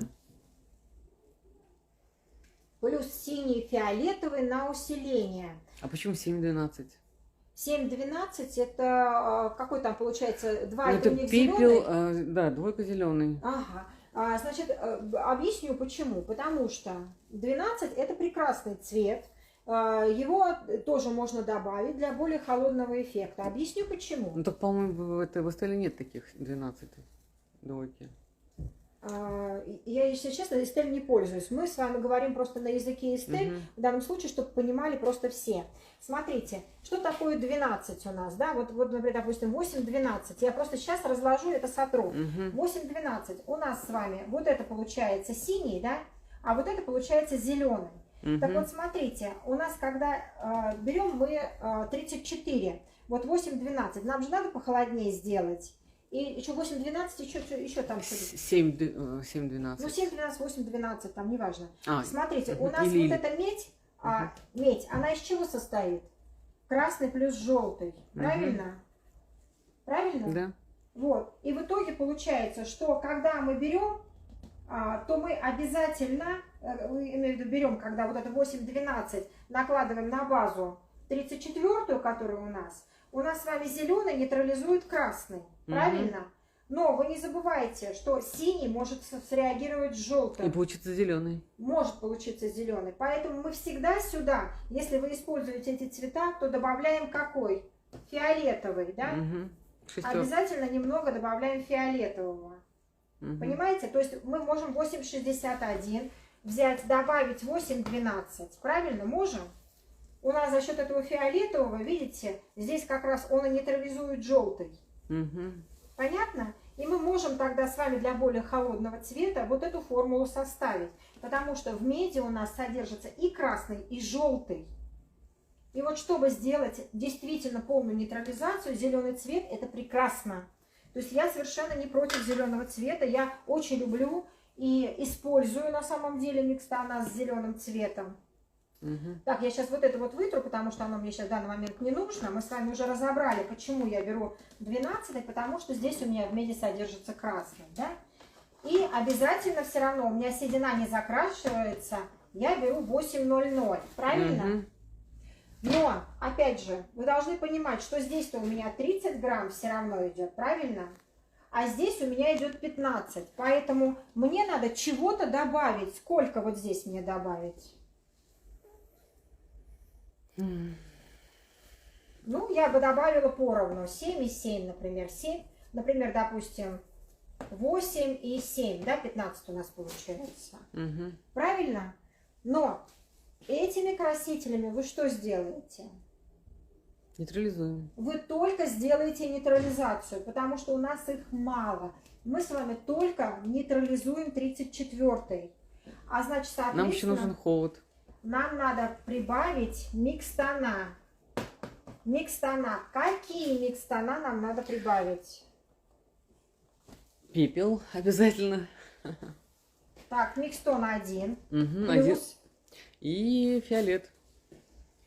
Смотрите, насчет фиолета. Фиолет это, конечно, прекрасный микстон, но вы должны четко знать, что содержится в этом фиолетовом микстоне, потому что в нем может содержаться много красного. Ну, смотри, и если много красного, то у вас все станет не то, чего вы запланировали. Кстати, там на ютубе я тоже тестировала эти фиолетовые микстона. Вы там можете посмотреть, чтобы уже конкретно не бояться и пользоваться тем, что есть. Значит, смотрите, у нас сейчас во многих красителях существует что? Существует еще антижелтый микстон. Прекрасный микстон, уже готовый к применению. Он очень хорошо нейтрализует желтый цвет. Поэтому я бы добавила антижелтый сюда. Так? И все-таки один у нас с вами здесь либо пепел, либо синий. Это что у нас? Ну, синий пусть будет. Ну, синий, да? Но здесь тогда, если это синий, то нам, получается, добавлять его надо будет не так много, да? То есть, смотрите, вот антижелтый вы можете добавлять Ну, там грамм 5-6, вообще даже безболезненно, можете не бояться. А вот с синим вы тоже должны понимать, чтобы не засинить сильно. То есть вы можете тогда добавить его. Так, вот это у нас ушло на нейтрализацию, нам надо усиление, да? Ну, добавить, значит, мы здесь можем с вами его сколько? Наверное, грамм 2. Будет достаточно. Да? Если пепел, то можете добавить грамма 3. Опять, если добавить 45 грамм кастрюля, краски. боюсь, появится кастрюля. Может уйти слишком в холодный цвет. Вы тогда, понимаете, седина, она что? У нас седина забирает в себя больше холодных цветов, чем что-либо. Просто может быть кастрюля. Поэтому, ну, добавьте где-то у нас... Ну, я говорю, что грамма 2 попробуйте добавить, потому что вы еще в основном вот эти взяли для нейтрализации. Да, и антижелтого побольше. То есть вот этого микстона мы с вами... Где бы мне написать? Давайте вот здесь впереди напишу, да? Микстон. Если пепел, то берете побольше, да, там грамма 3. Если у вас синий, берете поменьше, грамма 2. Допустим, у нас синий, взяли 2. И здесь антижелтый мы добавляем с вами грамм 6. Олечка, а если все-таки взять вот 8,1 вместо микстона 11? Какое количество я тогда должна добавить его?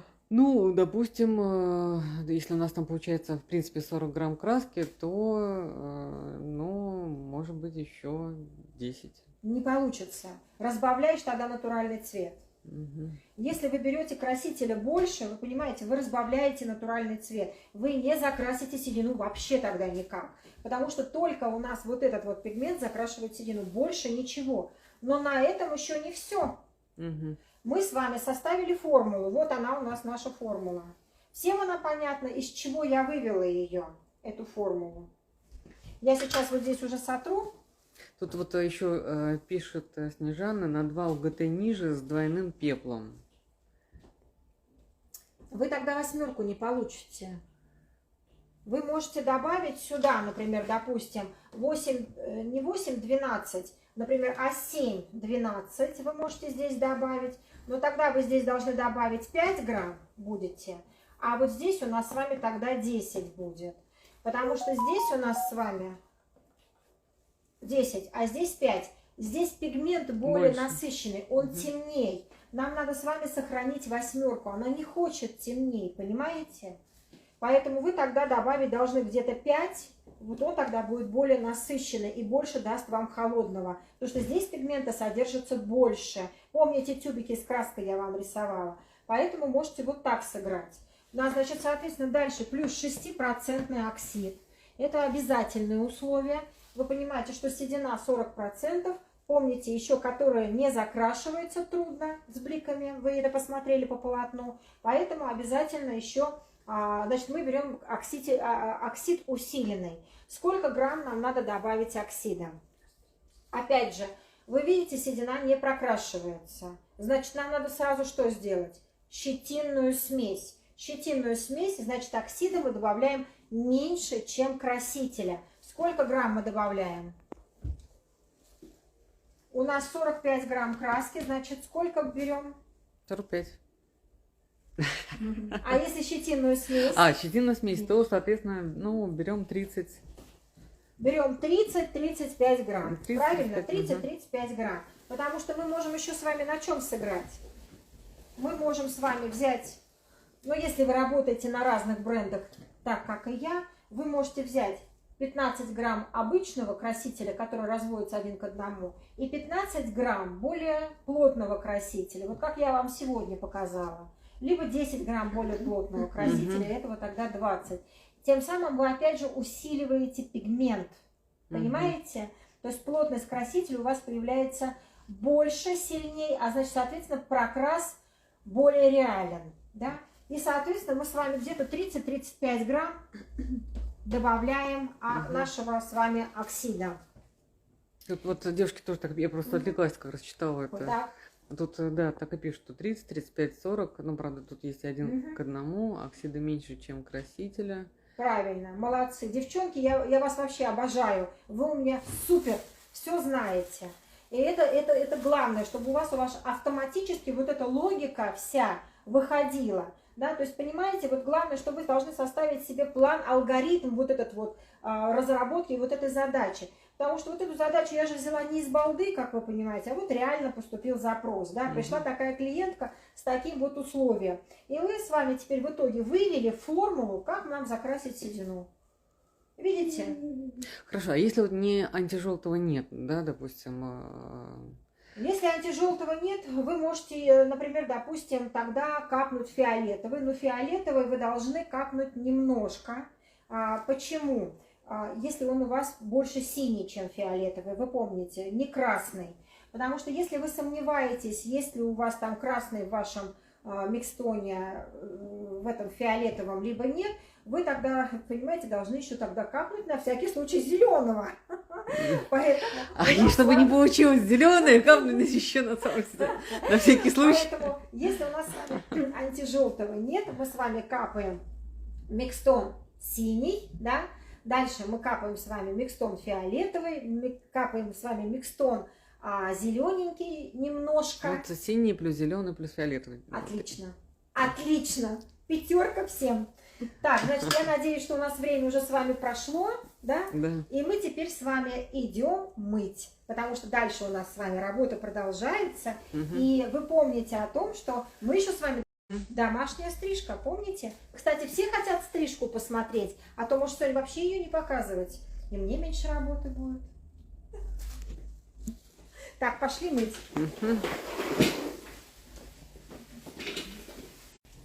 Как тебе мыть?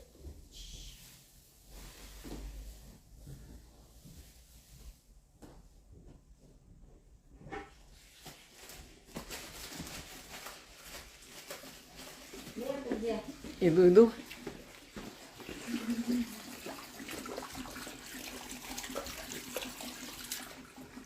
Так, у нас с вами вот в данном случае, если вы не красите всю длину, то вот на этом этапе мы с вами будем эмульгировать. Но так как у меня длина уже вся прокрашена, как вы видите, мне нужно только будет помыть кожу. Видите, у нас вот ободок мы красили с вами, и ободочек надо обязательно смыть. Значит, мы смываем до того, как наносим шампунь. Объясню почему. Потому что здесь может остаться ободок от краски, то есть в кожу впиталась краска. И нам надо с вами обязательно промыть. Как правило, у нас есть средства, которые смывают с кожи головы, с кожи, которые смывают, не только с кожи головы, а вообще с кожи. Кожу смывают с головы. Есть специальные средства. Но, Супер средства. да, если они по инструкции почитать, то они наносятся до шампуня. Потому что если вы наносите после шампуня это средство для мытья кожи, то краска как бы должна проникнуть будет глубже, и смыть ее будет уже тяжело. Поэтому вот сейчас мы сэмульгировали, и у меня, видите, ободочек остался, потому что вы помните, я наношу практически до бровей, чтобы у нас все прокрасилось. И я иду, естественно, за средством, которое я буду сейчас мыть. Средство вы берете, ну, любое, какое у вас в бренде есть, это вообще не важно. Главное, чтобы оно работало. Хорошо смачиваем диск и моем аккуратненько кожу. Вы знаете, это средство, как правило, работает. Вы немножко нанесли влажное средство и даете как бы постоять чуть-чуть, пока переходите на следующие зоны, наносите. Не надо тереть одну и ту же зону постоянно, потому что ну, больно становится, оно, в общем, начинает раздражать. Поэтому вы немножко нанесли средство, дали как бы отмокнуть и переходите на следующую зону, потом возвращаетесь на ту.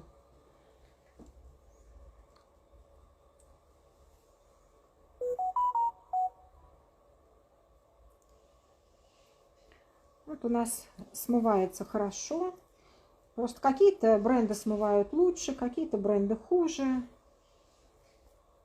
Это вы себе выбираете. Но если у вас моно как бы работа идет только на одном бренде, ну, значит, привыкайте, приспосабливайтесь к тому, что есть. Видите, все вроде у нас с вами уже чисто. Сейчас проверю с этой стороны. Ну, здесь у нас тоже все хорошо. Бывает просто кожа очень сухая и краска впитывается. А бывает жирная кожа смывается и даже не надо никаких смывок с кожи. Просто потер Да, просто помыл и все. и пошел, да. Угу. Что люди переживают, что сохранится ли эфир. Вроде бы там, да, пишет наш. Вы знаете, мы постараемся. Главное, чтобы никаких сбоев не было. Бывает вот такая вот ерунда, что что-то с Инстаграмом происходит, такое было уже. И вообще эфир просто не сохраняется. Я очень надеюсь, что у нас с вами сегодня все будет отлично.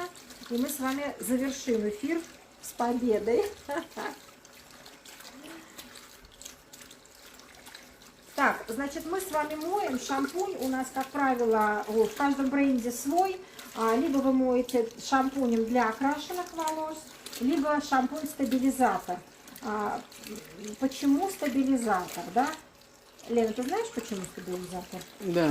Почему? Ну, чтобы краситель закрепился. Это называется, чтобы завершить реакцию. Да. Да, потому что у нас стабилизаторы, они имеют немного другой pH, да, и, соответственно, восстанавливают баланс. А, кстати, pH волоса какой? Я не говорю про цифры. Просто вы должны понимать, что pH волоса это такой, какой pH кожи головы. Да? Угу. Ну, примерно 5,5.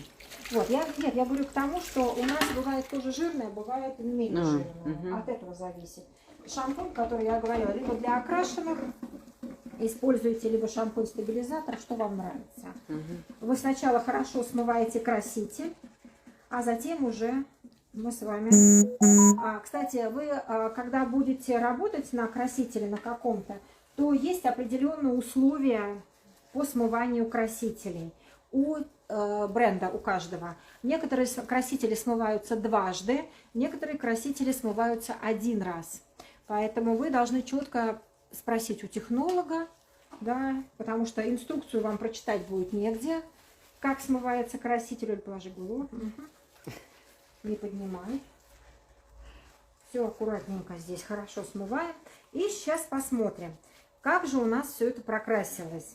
И смотрите, когда у вас клиент приходит первый раз, мы никогда не знаем, как у него возьмется волос. Это всегда для нас открытие.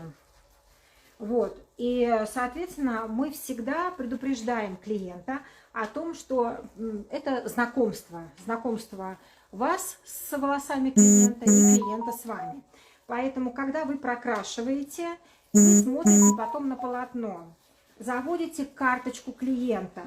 И вот в этой карточке вы должны будете записать на следующее окрашивание уже новый рецепт, если вы увидели какие-то проблемы. То есть, например, если седина не закрасилась, значит, соответственно, вы должны продумать, что еще надо добавить, чтобы седина закрасилась. Если, например, затемнили, либо засветлили, то есть вот эту проблему обязательно вы должны будете описать в карточке клиента, для того, чтобы уже следующее окрашивание у вас прошло идеально. Да, потому что запомнить всех, ну, просто нереально. Можно вопросик? Да. Вот, Олечка, как бы вы поступили? Допустим, да, пришел к вам человек, седина не прокрасилась. Вы бы его пригласили бы в следующий раз, или бы вот сделали сразу бы, переделали бы, да, и уже как-то меняли рецепт? Смотрите, когда у вас седина не прокрасилась, но вы только что покрасили, вы уже второй раз можете покрасить сразу же клиента, но уже с использованием 3%, чтобы не было травмы для кожи. Потому что все-таки, когда мы с вами красим один раз щелочным красителем и красим сразу второй, получается очень тяжеловато. Поэтому, конечно же, вы можете покрасить сверху еще раз, но с трешечкой уже. Затонировать. Потому что как бы отпускать клиента, когда ему не нравится, конечно же, не очень хорошо. Ну, а в принципе, если как бы его более-менее устраивает, то только вы видите эти косяки, такое тоже бывает. Тогда, конечно же, вы просто себе записываете в свою тетрадочку, что в следующий раз вам надо сделать. То есть новый рецепт для следующего раза. Не тот, который вы покрасили сегодня, а тот, который вам надо покрасить вот с учетом всех косяков. Угу. Обязательно смываем шею, обратите внимание. Вытягиваем голову, потому что краска у нас с вами и на нижней затылочной зоне тоже.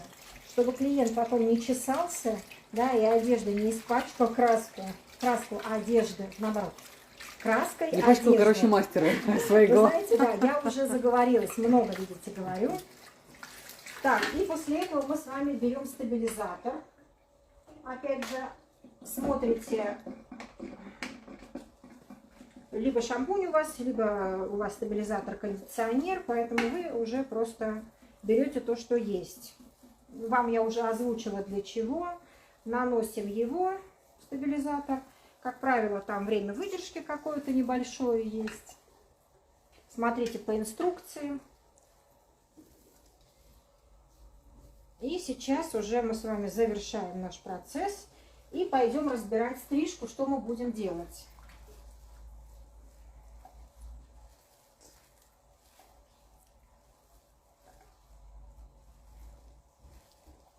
Модели у нас, по-моему, кайфуют. Да, это самая приятная процедура из всех.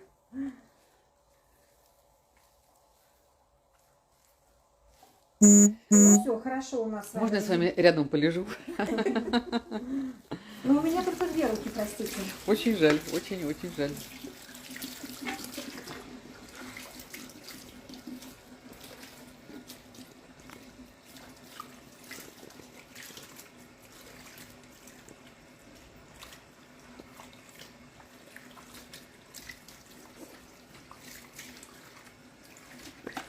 Как мы смываем волосы, да, они не должны сильно скользить, но должны быть гладкие. Если у вас на концах еще такая шероховатость чувствуется, вы второй раз наносите кондиционер. Именно на ту зону, где шероховатость. Мы можем 1, 2, 3 раза наносить, лишь бы у нас волосы по всей длине стали гладкими.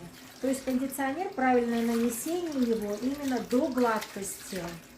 Ну, в данный момент у меня вот все они гладенькие, поэтому мне больше не надо. Но когда у нас есть длина, и волосы у нас с вами там, например, обесцвеченные, то там, конечно же, надо наносить будет пару раз. Значит, смотрите, у меня конкретно волосы как бы густые, и я поэтому беру, например, 2 полотенчика, чтобы мне впитались. Я делаю как бы быстро вот так, но у нас, если вы посмотрите, где-то я видео делала, показывала, как 2 способами можно завязывать полотенце у клиента. Ну, я вот конкретно в данный момент завязала вот так. Видите?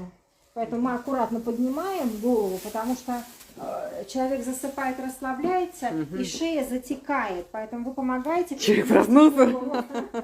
Обязательно сразу после клиента мы моем наш воротничок. Это обязательное условие для подготовки как бы следующего. Не забывайте, потому что может остаться краска на воротничке. А если у вас там светлый какой-то будет краситель дальше, либо вообще без краски, вы просто-напросто все испачкаете. Так, все развязываем. И сейчас мы с вами переходим к стрижке. Так, кто у меня там самый стойкий? На стрижку остаетесь? Я. Это хорошо, да. На стрижку осталось. А те вариантов нет, с нами. Так, Все остаются. Все остаются, молодцы. Давайте с вами что посмотрим, что у нас тут есть и что у нас с вами будет в итоге.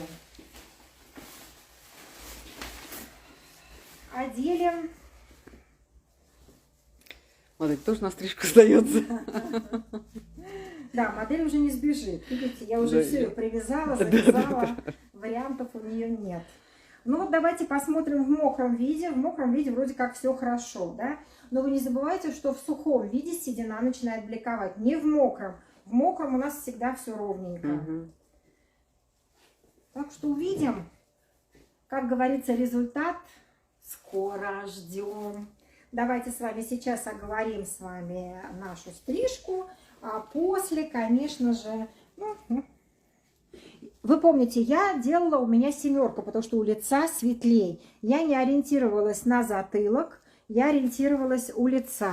И мы с вами в итоге сейчас посмотрим, как же у нее берутся волосы. Из-за чего у нас этот непрокрас. Только вот сейчас, когда мы сами покрасили, только в этом случае мы сможем это узнать.